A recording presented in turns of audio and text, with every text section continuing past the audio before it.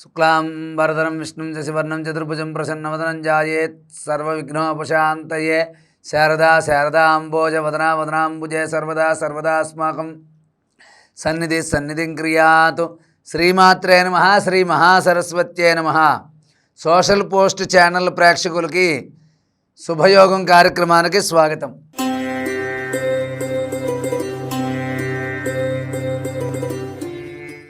మనం ఈ రోజున శుభయోగం కార్యక్రమంలో చైత్రం వైశాఖం అంటే ఇప్పుడు నడుస్తున్నటువంటి మాసాలు వచ్చేది వైశాఖ మాసం, ఎటువంటి దానాలు చేయాలి, ఎటువంటి పూజలు చేయాలి అనే విషయం గురించి మనం తెలుసుకుందాం. వేసవి కాలంలో ఎవరికైనా సరే మీకు అనుకూలమైనటువంటి రోజు ఏ రోజైనా సరే 2 మామిడి పండ్లు, ఒక విసనకర్ర, ఒక వస్త్రం, అలాగే మట్టి కుండ అయినా సరే దాంట్లో నీళ్లు పోసి దానం చేయడం వల్ల మీకు విశేషమైనటువంటి ఫలితాలు అనేవి కలుగుతాయి.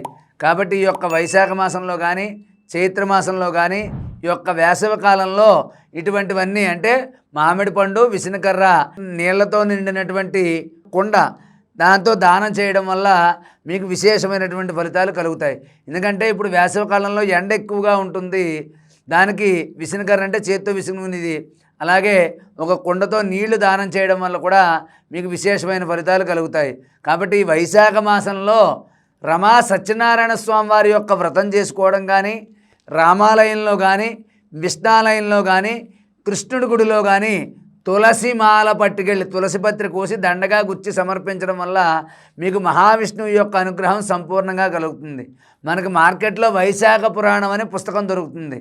నెల రోజుల పాటు వైశాఖ పురాణం అనే పుస్తకం తెచ్చుకుని రోజుకు ఒక అధ్యాయం చొప్పున నెల రోజులు చదువుకోవడం, అలాగే రామాలయంలో, విష్ణాలయంలో, కృష్ణుడి గుడిలో లేదా వెంకటేశ్వర స్వామి గుడిలోనైనా తులసి పత్రి కోసి దండగా సమర్పించడం, ఆ నెల రోజులు కూడా ఓం నమో నారాయణాయ భగవతే వాసుదేవాయ నమః, ఓం నమో నారాయణాయ భగవతే వాసుదేవాయ నమః అనే మంత్రాన్ని చదువుకోవడం వల్ల కూడా మీకు మహావిష్ణువు యొక్క అనుగ్రహం మీకు సంపూర్ణంగా కలుగుతుంది.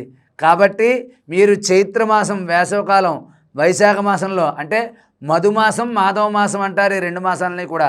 ఎందుకంటే చైత్రమాసంలో శ్రీరామనవమి వస్తుంది, వైశాఖ మాసంలో హనుమత్ జయంతి వస్తుంది, వైశాఖ మాసంలో పుట్టాడు ఆంజనేయ స్వామి. కాబట్టి మధు మాధవ మాసాలు అంటారు ఈ రెండింటినీ కూడా. కాబట్టి ఇటువంటి విశేషమైనటువంటి రోజుల్లో చైత్ర వైశాఖ మాసాల్లో మీరు ఎటువంటి దానం చేసినా, పూజ చేసినా, హోమం చేసినా కూడా మీకు విశేషమైనటువంటి ఫలితాలు కలుగుతాయి.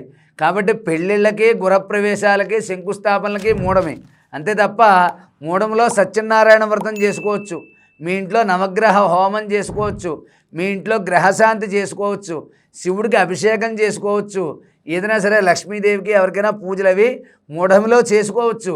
కానీ శుభకార్యాలు అనేవి మాత్రమే పరిచయవు. కాబట్టి మీరందరూ కూడా ఈ విషయాలను దృష్టిలో పెట్టుకుని మీ ఇంట్లో ఈ చైత్ర వైశాఖ మాసాల్లో రమా సత్యనారాయణ స్వామి వారి యొక్క వ్రతాన్ని చేసుకోండి. మహావిష్ణువు యొక్క సంపూర్ణ అనుగ్రహం మీకు తప్పకుండా కలుగుతుంది. కాబట్టి ఈ యొక్క వైశాఖ మాసంలో నేను చెప్పినటువంటి దానాలు చేయండి, నేను చెప్పినటువంటి పరిహారాలు పాటించండి.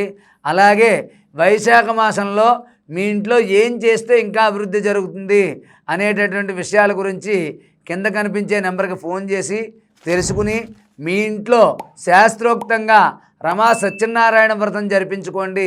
మీకంతా కూడా శుభమే జరుగుతుంది, జరగాలి అని చెప్పి ఆశీర్వదిస్తూ సర్వే జనా సుఖినో భవంతు. స్వస్తి.